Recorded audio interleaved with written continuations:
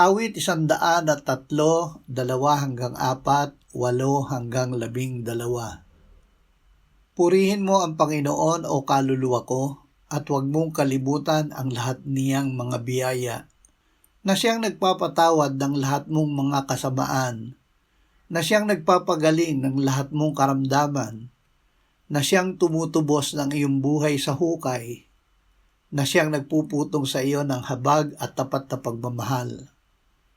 Ang Panginoon ay mahabagin at mapagbiyaya, hindi magagalitin at sa tapat na pag-ibig ay sagana. Hindi siya laging makikipaglaban, ni pananatilihin ang kanyang galit magpakailanman. Hindi niya tayo pinakikitunguhan ayon sa ating mga kasalanan, ni ginantihan tayo ng ayon sa ating mga kasamaan. Kung gaano ang layo ng silangan sa kanluran, gayon inilayo niya sa atin ang ating mga pagsuway. Pinatatawad ang lahat. Ang pagpapatawad ng Diyos ng ating kasalanan ay kumpletong pagpapatawad. Hindi lamang binabawasan ng Diyos ang ating kasalanan.